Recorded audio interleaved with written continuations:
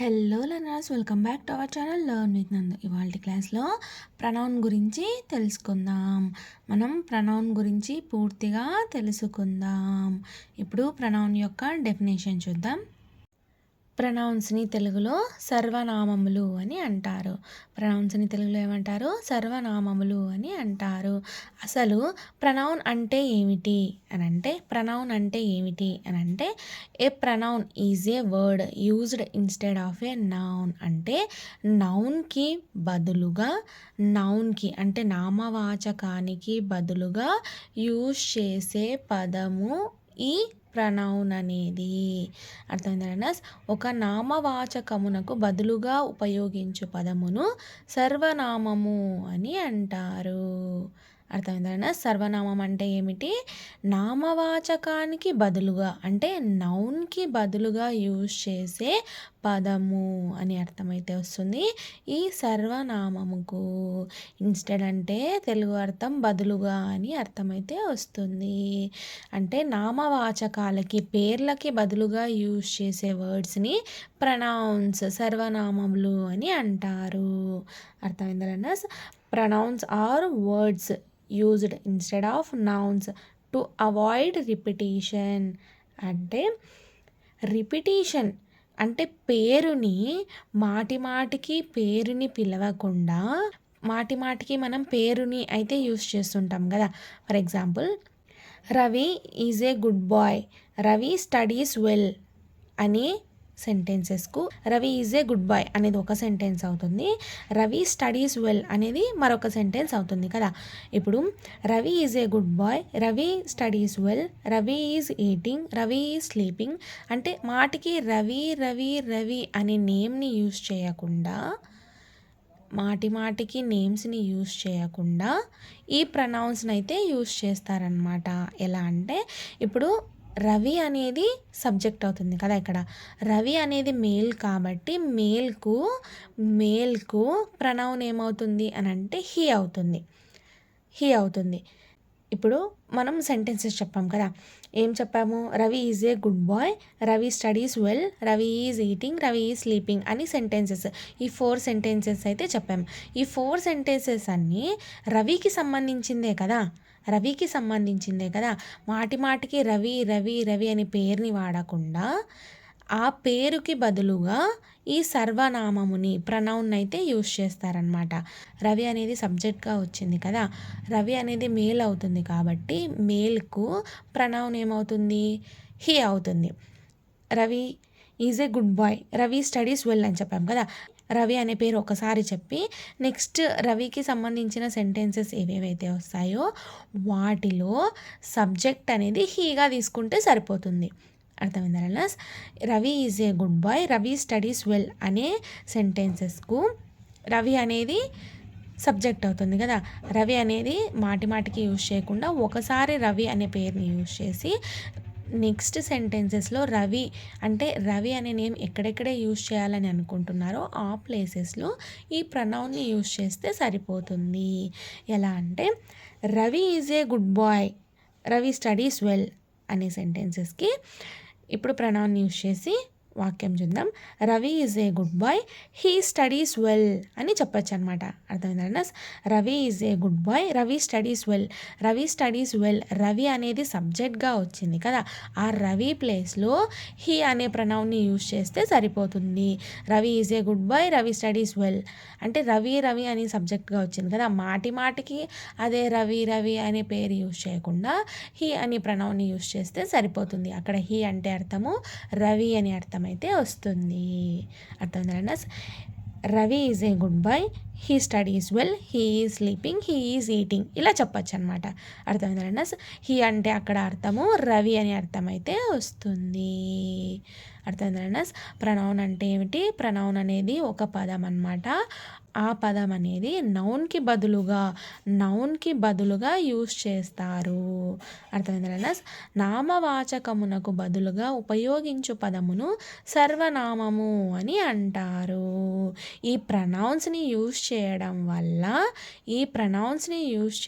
వల్ల రిపిటీషన్ అంటే రిపీట్ చేయడం తగ్గుతుంది.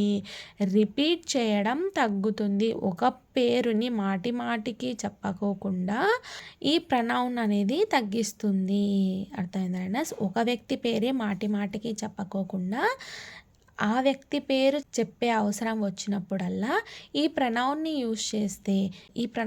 యూస్ చేస్తే సరిపోతుంది. అర్థమైందా? Pronouns are words used instead of nouns to avoid రిపిటీషన్ని అవాయిడ్ చేయడం కోసము ఈ ప్రనౌన్స్ని అయితే యూజ్ చేస్తారు. అర్థమైందా? ఇప్పుడు ఈ ప్రనౌన్స్కు సంబంధించి కొన్ని ఎగ్జాంపుల్స్ చూద్దాం. ప్రనౌన్స్ని తెలుగులో సర్వనామములు అని అంటారు. నామవాచకమునకు బదులుగా ఉపయోగించు పదాలు అని అర్థమైతే వస్తుంది. ఈ సర్వనామములకు అర్థమైందా? సర్వనామములు అంటే ఏమిటి? నామవాచకమునకు అంటే నౌన్స్కి బదులుగా ఉపయోగించు పదాలు అని అర్థమైతే వస్తుంది ఈ ప్రనౌన్స్కు. ఇప్పుడు ఈ ప్రనౌన్స్కు సంబంధించి కొన్ని ఎగ్జాంపుల్స్ చూద్దాం. Rama is studying inter. Rama అనే వ్యక్తి ఇంటర్ చదువుతూ ఉన్నాడు అని వాక్యం యొక్క తెలుగు అర్థం కదా. He is my friend.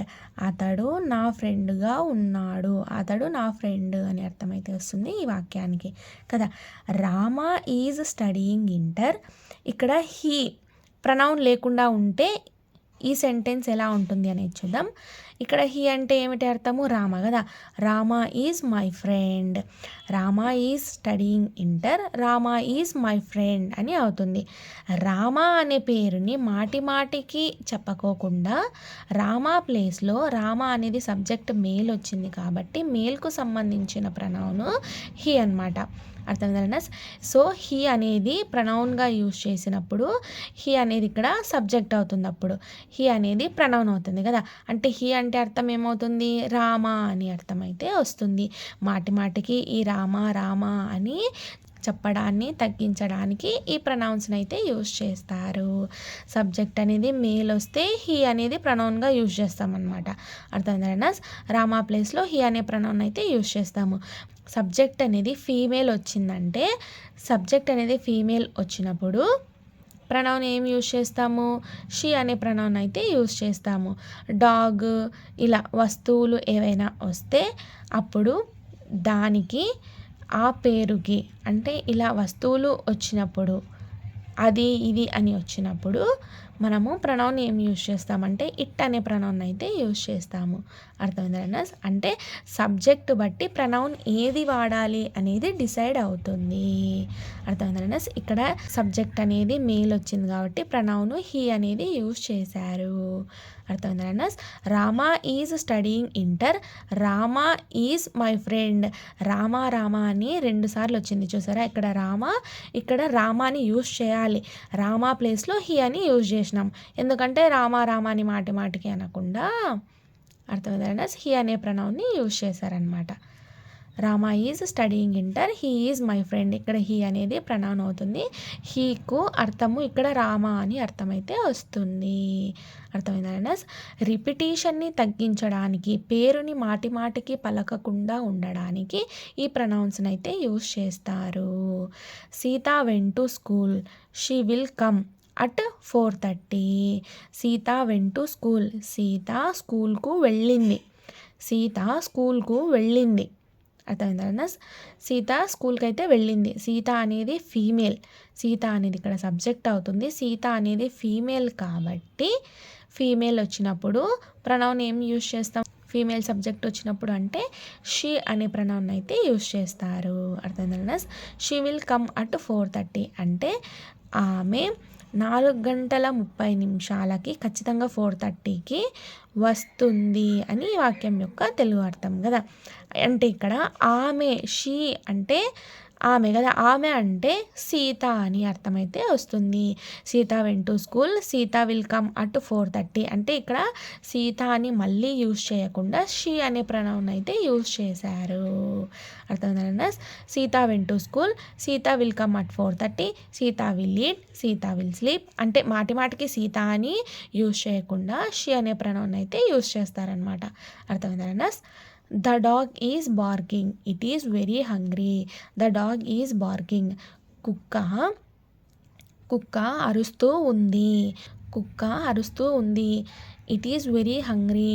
ఇక్కడ సబ్జెక్ట్ అనేది ద డాగ్ వచ్చింది కదా, ఇక్కడ డాగ్ అనేది కుక్క కాబట్టి కుక్కకి మనము ప్రనౌన్ ఏం యూజ్ చేసామంటే ఇట్ అనే ప్రనౌన్ అయితే యూజ్ చేసాము. అది ఇది అని అంటాం కదా, ఇట్టుకు అర్థాలు అది ఇది అని వస్తుంది కదా.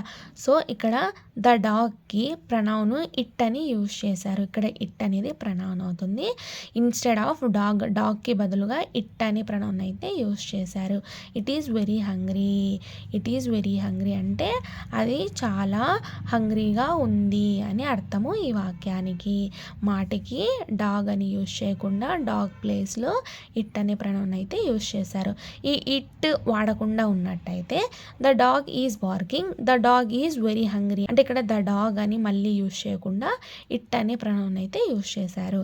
Daddy is working there, daddy is working there, don't disturb him, don't disturb him ఇక్కడ డాడీ అనేది సబ్జెక్ట్ అవుతుంది కాబట్టి డాడీ అనేది మేల్ కాబట్టి సో ఇక్కడ ఆబ్జెక్ట్ అనేది హిమ్గా తీసుకున్నారు.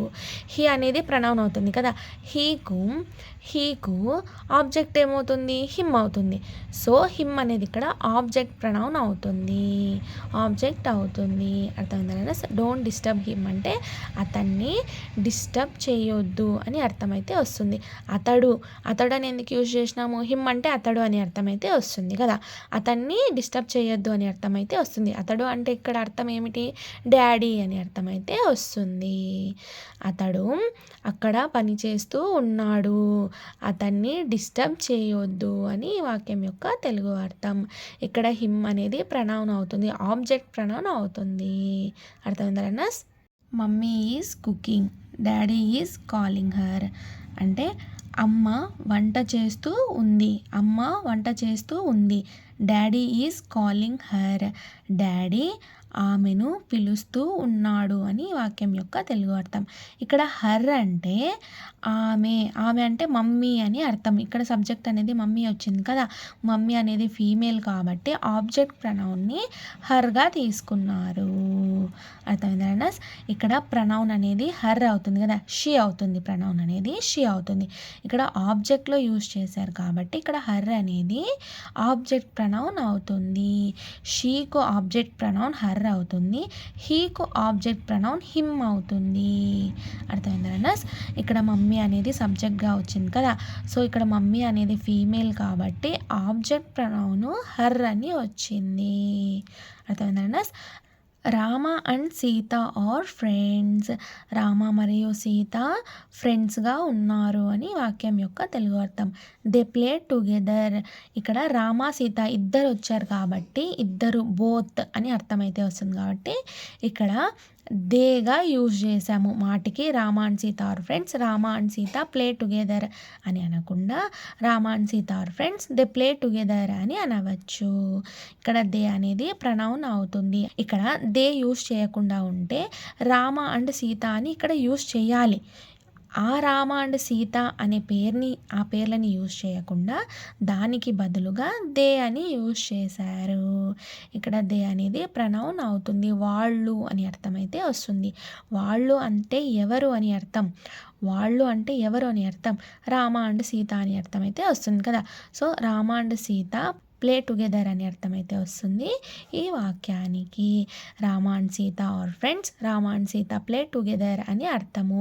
మాటికి ఇక్కడ రామ అండ్ సీత అని యూజ్ చేయకుండా దే అని యూజ్ చేశారు. ఎందుకంటే రామ అండ్ సీత అని అవాయిడ్ చేయడానికి రామ అండ్ సీత బదులుగా దే అనే ప్రనౌన్ అయితే యూజ్ చేశారు. ఒక్కసారి వాడితే సరిపోతుంది పేర్లు అనేవి. అర్థమైందా? ఒకసారి వాడేసి తర్వాత నెక్స్ట్ సెంటెన్సెస్ మొదటి వాక్యానికి సంబంధించింది అయితే సబ్జెక్ట్ మీద డిపెండ్ అయ్యి ప్రనౌన్స్ని అయితే యూజ్ చేయవచ్చు. అర్థమైందా? Ravi asked the books, those are in the house. Ravi అనే వ్యక్తి బుక్స్ని అడిగాడనమాట. రవి అనే వ్యక్తి బుక్స్ని అడిగాడు. Those are in the house. Those అంటే ఏమిటి ఇక్కడ అర్థము? బుక్స్ అని అర్థము. బుక్స్ అనేవి ఇంటిలో ఉన్నాయి అని ఈ వాక్యం యొక్క తెలుగు అర్థము. అర్థమైందా? ఇక్కడ రవి గురించి మాట్లాడటం లేదు, బుక్స్ గురించి మాట్లాడుతున్నాడు. సో ఇక్కడ దోస్ అనేది ప్రనౌన్ అవుతుంది. ఈ దోస్ అనేది బుక్స్కు సంబంధించింది. అర్థమైందా? Ravi asked the books. Ravi బుక్స్ని అడిగాడు. ఆ బుక్స్ అనేవి హౌస్లో ఉన్నాయి అంటే ఇంట్లో ఉన్నాయి అని అర్థమైతే వస్తుంది. Rajesh did his work himself. Rajesh did his work himself. Rajesh అనే వ్యక్తి తనంతకు తానే అంటే అతనంతకు అతనే తన పని చేసుకున్నాడు అని అర్థమైతే వస్తుంది. రాజేష్ తనంతకు తానే తన పనిని చేసేసుకున్నాడు అని అర్థమైతే వస్తుంది ఈ వాక్యానికి. ఇక్కడ హిమ్సెల్ఫ్ అనేది ప్రనౌన్ అవుతుంది. అర్థమైందా? Jyoti earned the money herself. Jyoti earned the money herself. Jyoti ఆమెంతకు ఆమె, హర్ సెల్ఫ్ అంటే ఆమెంతకు ఆమెని మనీని ఎర్న్ చేసుకుంది అని అర్థమైతే వస్తుంది ఈ వాక్యానికి. Raja and Ravi are my friends, they called me. Raja మరియు రవిలు నా ఫ్రెండ్స్గా ఉన్నారు. రాజా రవి నా ఫ్రెండ్స్గా ఉన్నారు. వాళ్ళు నన్ను పిలిచారు అని వాక్యం యొక్క తెలుగు అర్థం. ఇక్కడ మై, దే, మీ అనేవి ప్రనౌన్స్ అవుతాయి. రాజా అండ్ రవి అంటే వాళ్ళు ఇద్దరు నా ఫ్రెండ్స్. వాళ్ళు అంటే ఇక్కడ అర్థము రాజా అండ్ రవి అనే అర్థమైతే వస్తుంది. రాజా రవి కాల్డ్ మీ నన్ను పిలిచారు అని అర్థమైతే వస్తుంది. ఇక్కడ రాజా రవి అని మళ్ళీ యూజ్ చేయకుండా దే అనే ప్రనౌన్ అయితే యూజ్ చేశారు. అర్థమైందా? ఇవి ప్రనౌన్స్ యొక్క డెఫినేషన్, ఎగ్జాంపుల్స్ అనమాట. ఈ ప్రనౌన్స్లో కూడా మళ్ళీ టైప్స్ ఉన్నాయి. ప్రనౌన్స్ ఎన్ని రకాలుగా ఉన్నాయి, ఈ సర్వనామాలు ఎన్ని రకాలుగా విభజించారు అనేది నెక్స్ట్ క్లాస్లో తెలుసుకుందాం. ఈ క్లాస్లో ప్రనౌన్ యొక్క డెఫినేషన్ తెలుసుకున్నాం, కొన్ని ఎగ్జాంపుల్స్ తెలుసుకున్నాం కదా. ప్రనౌన్స్ గురించి ఏం తెలుసుకున్నాము అని అంటే, ప్రనౌన్స్ని తెలుగులో సర్వనామములు అని అయితే అంటారు. ఈ ప్రనౌన్స్ని ఎందుకు యూజ్ చేస్తారు అని అంటే, a pronoun replaces a noun to avoid repeating it again and again. అంటే నౌన్ని మాటికి రిపీట్ చేస్తూ ఉంటాం కదా, దాన్ని తగ్గించడానికి, దాన్ని అవాయిడ్ చేయడానికి ఈ ప్రనౌన్ అయితే యూజ్ చేస్తారు. అర్థమైందా? ప్రనౌన్స్ నౌన్స్కి బదులుగా యూజ్ చేస్తారు. నౌన్స్కి బదులుగా యూజ్ చేసే వాటిని ప్రనౌన్స్ అని అంటారు. నౌన్స్కి బదులుగా యూజ్ చేస్తారు ఈ ప్రనౌన్స్ను. అర్థమైందా? ఈ ప్రనౌన్స్ని ఎందుకు యూజ్ చేస్తామంటే, to avoid repeating nouns again and again. అర్థమైందా? Sita is dancing, Sita is happy, Sita is sleeping, Sita is eating. ఇలా సీత గురించి మాటికి సీత అని మాటికి ఆమె పేరుని పిలవకుండా ఒకసారి మొదటి సెంటెన్స్లోనే సీత అని అంటే సరిపోతుంది. Sita is dancing, she is happy, she is eating, she is sleeping. ఇలా. అర్థమైందా? ఫీమేల్ అంటే ఫీమేల్స్కి ప్రనౌను షీ అవుతుందన్నమాట. అర్థమైందా? సబ్జెక్టు బట్టి ప్రనౌన్ ఏది వాడాలి అనేది డిసైడ్ అవుతుంది. సబ్జెక్ట్ హీగా వచ్చినప్పుడు ప్రనౌన్ హీ అవుతుంది. అర్థమైందా? అంటే వాక్యం మొదటిలోనే యూజ్ చేస్తే ప్రనౌన్ని హీగా వాడాలి. అర్థమైందా? మరి ఆబ్జెక్ట్లో మీరు ప్రనౌన్ని యూజ్ చేయాలంటే హీకు హిమ్ అవుతుంది. అర్థమైందా? మేల్కు ఆబ్జెక్ట్ ప్రనౌను హిమ్ అవుతుంది. అలా అన్నమాట. అంటే సబ్జెక్ట్ మీద డిపెండ్ అయి ఉంటుంది ఈ ప్రనౌన్స్ అనేవి. అర్థమైందా? అదేవిధంగా సబ్జెక్ట్ అనేది ఫీమేల్ అయినప్పుడు ప్రనౌను షీ అవుతుంది. షీకు ఆబ్జెక్ట్ ప్రనౌను హర్ అవుతుంది అన్నమాట. అర్థమైందా? ఇలా మళ్ళీ ప్రనౌన్స్లో కూడా టైప్స్ ఉన్నాయి, అవి నెక్స్ట్ క్లాస్లో తెలుసుకుందాం. అర్థమైందా? ఇది ఇవాల్టి ప్రనౌన్స్ యొక్క క్లాసు. అర్థమైంది అనుకుంటున్నాను. Thank you so much for watching this video. Please subscribe to Learn with Nandu channel for more videos. Thank you.